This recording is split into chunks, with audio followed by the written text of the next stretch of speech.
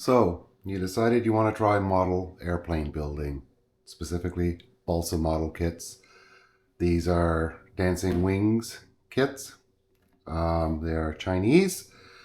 Dancing Wings Hobby is the manufacturer and website, and they seem to do quite a good job of putting together a kit. Their instructions are pretty straightforward. They come with the plans, and there's even some online resources. So, you bought your first kit.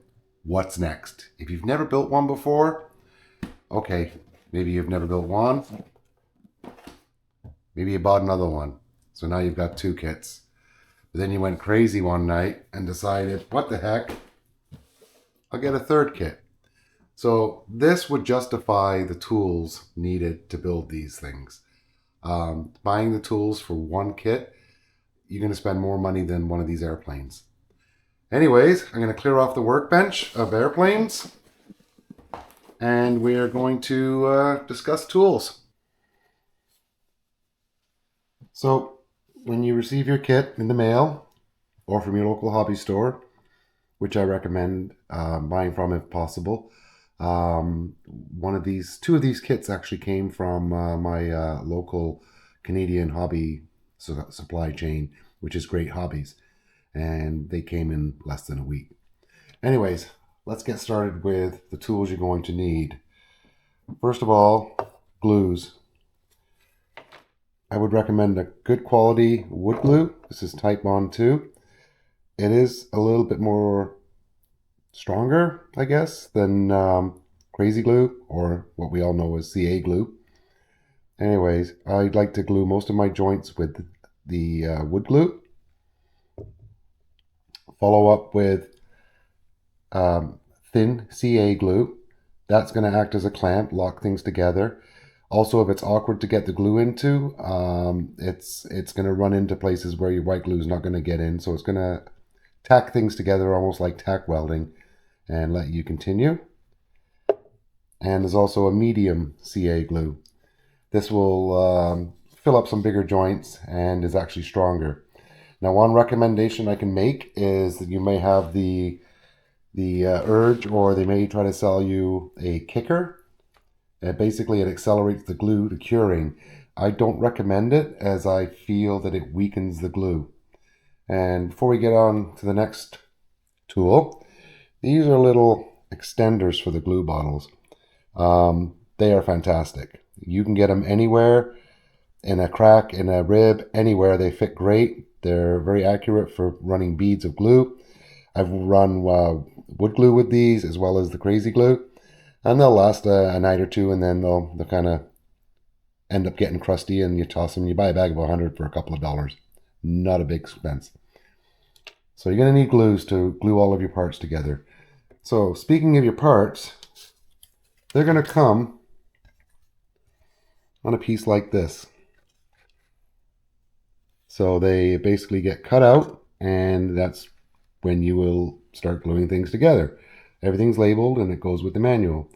I'm going to set this aside for a second and carry on with tools you need to do this step. So the first thing you're going to need is a very sharp hobby knife or scalpel, and you're going to need these to cut these guys out. Pop them out. They're also good for just lifting them out. If you want to poke on it and then lift it out, you can do that too. I better not lose that part. It's probably needed. And once you've gone through most of the trees or the lumber, you're going to end up with these big scraps left over. Don't throw them away, because inevitably you will need small parts. You might want to create something or recreate something. So keep all of this stuff till you're done, and even then, maybe even longer. So we've got our knife. That's good for cutting those parts out. It's good for cutting the balsa to length if you need to. It will cut through. You can push down and you can cut pieces if you need it. Harder wood, or wanting a more accurate cut, you're going to want a razor knife or a razor saw. So it's very fine tooth. It's basically a back saw. It's straight. It's great for cutting miters and angles and squares. So that's another great tool to have in your arsenal. So these little knives here came with a bunch of extra blades. They do wear out pretty quickly.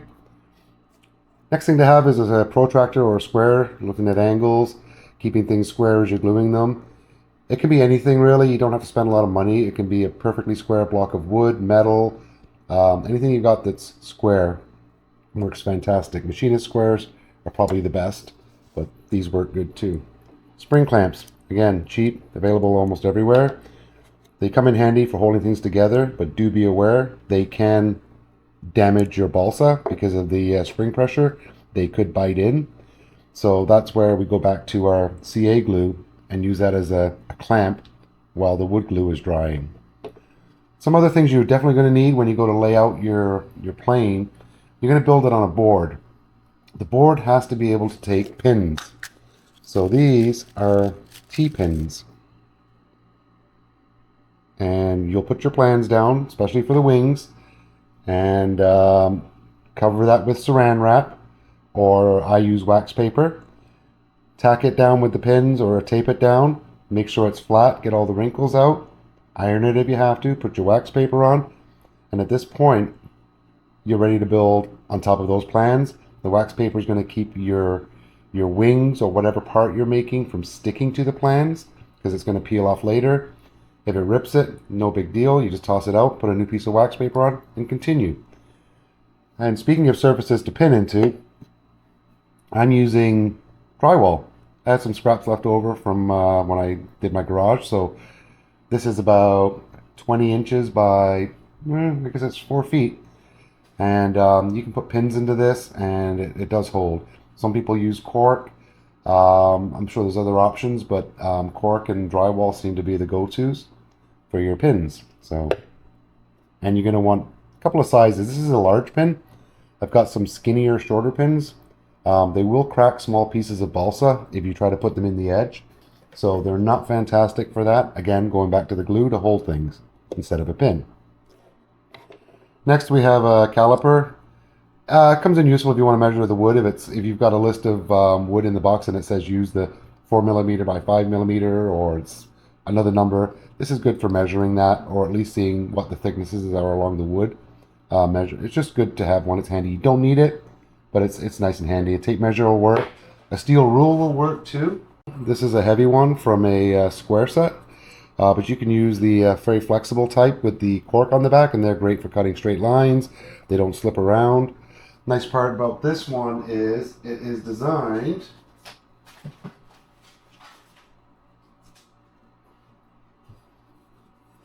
to go into one of these. So this lets you, that gives you a square. It can also be used to measure lengths of things. If you need to repeat a cut, you can set it up and do that. Gives you a 45, so it's a useful tool. They can be bought cheap at hardware stores. Tweezers come in very handy for small parts to hold them and put them in position and hold them there. Just be careful that you will glue these to your piece if you've got too much glue on there. So I like to kind of move them as I'm gluing. Or you can just give them a little, if you've got a candle wax, just put a little wax on the tips, and then that'll prevent them getting stuck. A couple of small files, rasps, they come in handy. And really, that's kind of really all you need, other than sandpaper to make everything nice. That's what you're going to need to start your build. From there, it gets a bit more expensive, and there's a lot more tools you will need. If you have a local hobby group, I would recommend maybe borrowing or renting some of these tools that you need if you don't plan on building more than one airplane. Alright, so you've got your kit, you've got your manual, and eventually you're going to end up with some parts that look like fuselage, wing, maybe even two. Some ailerons sanded to shape. And that's where the basic tools are going to get you. This kit's not complete yet, so I can't show you all the parts. But this is as far as I've got in about 3 weeks of evenings and some weekend hours putting it together. So all the tools that I showed earlier should get you this far. So what's your next step? It's kind of a sequence or an order to doing things. with balsa planes, and some people may do it differently than I do. And now this is my first build in 35 years or so. So my thought process is this. So from this stage, my next step is going to be electronics. So most of these small kits use what they call a 9-gram servo. They're fairly cheap. You can buy them in bulk, a couple of bucks. But these I actually recovered from old crashed foamy planes of mine. But for most planes, you're going to need at least 3 to 4 servos. So 2 go in the fuselage, and that is for your rudder and your elevator. There's going to be 1 in each wing. That's for the aileron. If your plane has flaps, that's going to be another set of servos. So you're going to need servos to control your plane. And you're going to want to dry mount those before you do any further finishing work to the fuselage, wings, tail surfaces. The other thing you're going to need is a receiver that fits in your airplane. Now I've just recently bought into the FlySky 6-channel radio system. I picked up a gyro 2, which is going to give you some stabilization on your plane if you're new to flying. There's some manuals online on how to set those things up. Really all I can suggest is set up, set up, set up. Anyways, once this stuff is in the plane, you're also going to need, and I just had it in front of me. What did I do with it? Oh, there it is. Plane needs a power source. You're going to need a LiPo battery. You're going to need a charger for that battery. Then you're going to need a motor, brushless. You're going to need an ESC, which is an electronic speed control. And you're going to need propellers. Now, I bought this as a kit, the motor and speed controller, as this is what was recommended for this particular aircraft from Dancing Wings. And I believe the motor ESC cost $25 Canadian. It's a very small motor. And actually the receivers are not very much either. They're like 16, 20 bucks. Propellers you can get 2-pack for about $8 Canadian. There's varying in prices. So with your receiver and all of your other electronics, so to go along with all of these electronics and batteries and receivers and servos, you need something to control all of those devices. So you need a radio. Make sure when you buy a radio, if you don't already have one, try to buy as many channels as you can for your budget. Your current plane build may have a 3-channel. It may be motor, rudder, elevator. That's 2 servos and a motor channel. And you're thinking, oh, 3-channel, 4-channel radio. This is a 6-channel that you can upgrade to 10 channels. Trust me, you will eventually need these channels. You may decide to add flaps. You may decide to add bomb bay doors to drop a payload. You may want to put speed brakes or air brakes on a sailplane. You may want to go with individual flap servos. So it's better to buy as much radio as you can for what you can afford.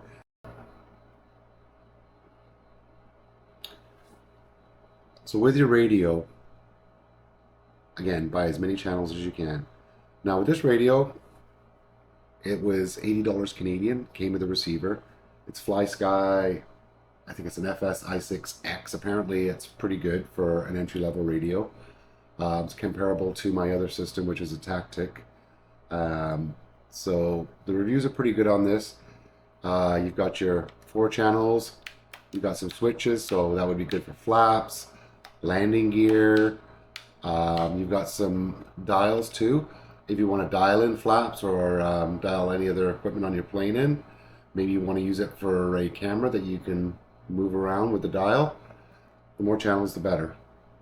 So yeah, a cheap radio system and highly rated, and they go up in price from there. All right, so you're ready to cover your model. You are going to need an iron. Now, I've probably had this thing since, oh, I don't know, maybe my first airplane that many years ago. But this is an old Hanger 9 heat sealing iron, and this is your temperature settings. So I haven't played around with it yet, but generally from what I understand, you're going to want to glue the film down at about 180 degrees. You can use this for shrinking the film, and they make a sock that goes over it or a piece of cloth. It keeps it from being direct contact with your material. So as you put your film on this thing, you're going to be tacking it around the edges. You're going to be bringing it around, pulling it, and getting it tacked down in all the corners. Then you've got the sheeted surfaces. You're going to want to glue it down too. So you probably will, as far as I can tell, you're going to avoid your open areas. And then you're going to use your sock, and you can bring it over lightly, just hovering, turn up the temperature a bit. And that's going to shrink the material. That's what's going to make it tight. That's what's going to make it look like a real airplane. If you've seen an old World War I fabric covered airplane, you've seen how the fabric stretches between the ribs and stuff. That's exactly what you're going to get here. So there are tons of YouTube videos, and even Dancing Wings has some online literature and how-tos on covering. So I'd recommend maybe checking out any videos, YouTube videos, and Dancing Wings specifically, because most of the materials that I'm buying, the covering is from Dancing Wings anyway. So I'm going to use the material, and I'm going to use their videos to figure out how to do all this. Anyways, another option other than just using an iron, which, to be honest, I think you can get away with this. I don't think you have to really spend any more money. The newer versions of these things are digital, and they're Canadian, anywhere from about $80, $90, $120. So they're up there. So my plan was, I got this guy. It's a heat gun. It's a small heat gun. It's not industrial, but it's made for RC covering. It has 2 temperature settings. I don't know if it tells you what they are or not, but it just says it's best for shrinking model aircraft covering materials. I bought this from my local hobby shop. I believe it was $35, $39, something like that. But this is going to let you shrink the material evenly. And of course, there'll be videos of me doing this later. And with a heat gun, it also lets you put twist into your wings if they're warped. We'll go into that later. But anyways, at this point, you've got your fabric on. All your parts are working. You will next be assembling your airplane and going for a maiden flight. If anybody else has any other tools that they would recommend, or any other ideas or anything that I've missed, like I say, I'm kind of rusty, and I'm just trying to do this for myself and for fellow modelers getting into this for the first time. Like I say, I'm not a pro, so I just want to approach this as a first time builder. But anyways, the stage I'm at right now is I'm going to be finishing the tail feathers tomorrow, and all of the other parts dry fitted, electronics going in, and basically everything I've just said in the last few minutes is going to happen over the next day or two. And I will be doing videos and setup videos for servos, how to install them, how to run the wiring, some other tools, advanced tools you might need for wiring. There is kits to make extra long servo wires if you need them. You don't have to buy them. You can buy a kit. Comes with everything you need, and you don't have to buy really too much else. So again, once you have all this stuff, it's good to have it, but your initial outlay, it's going to be more than the airplane, quite a bit more.